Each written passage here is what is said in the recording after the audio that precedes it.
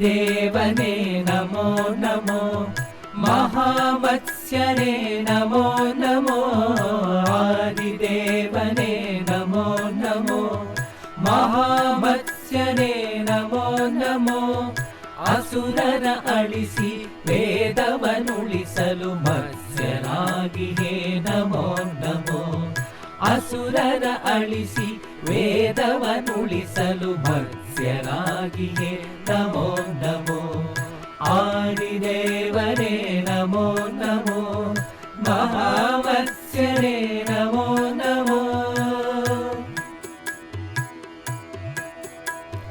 ज्ञानदातने नमो नमो दीनर पोरेवने नमो नमो ज्ञानदातने नमो नमो दीनर पोरेवने नमो नमो ವೇದರಾಶಿಯ ಮರಳಿ ಬ್ರಹ್ಮಗೆ ನೀಡಿದ ದೇವನೇ ನಮೋ ನಮೋ ವೇದರಾಶಿಯ ಮರಳಿ ಬ್ರಹ್ಮಗೆ ನೀಡಿದ ದೇವನೇ ನಮೋ ನಮೋ ಆದಿದೇವನೇ ನಮೋ ನಮೋ ಮಹಾಮತ್ಸ್ಯನೇ ನಮೋ ನಮೋ असुरर अಳಿಸಿ ವೇದವನುಳಿಸಲು ಮತ್ಸ್ಯನಾಗಿಯೇ नमो नमो असुरर अಳಿಸಿ ವೇದವನುಳಿಸಲು ಮತ್ಸ್ಯನಾಗಿಯೇ नमो नमो आदिदेवने नमो नमो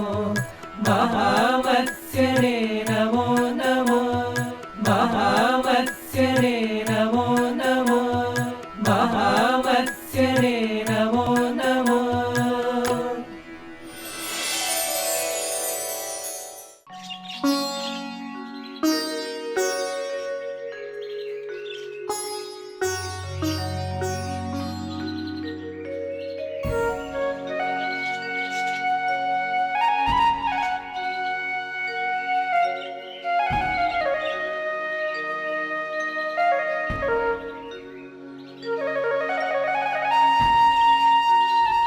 ಶಿಷ್ಯರೇ, ಈ ರೀತಿಯಾಗಿ ಆ ಮಹಾವಿಷ್ಣು ಮತ್ಸ್ಯರೂಪ ತಾಳಿ ಹಯನೆಂಬ ಆ ದೈತ್ಯನನ್ನು ಸಂಹರಿಸಿದ.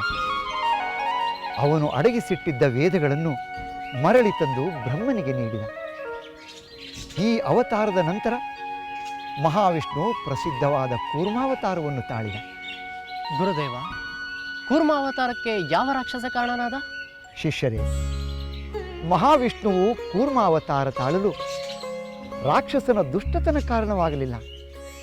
ಕೂರ್ಮಾವತಾರ ಕ್ಷೀರಸಾಗರದಲ್ಲಿ ಮುಳುಗಿದ್ದ ಅಮೃತ, ಕಲ್ಪವೃಕ್ಷ, ಕಾಮಧೇನು ಮುಂತಾದ ಅಮೂಲ್ಯ ವಸ್ತುಗಳು ದೇವತೆಗಳಿಗೆ ಲಭಿಸಲು ಕಾರಣವಾಯಿತು.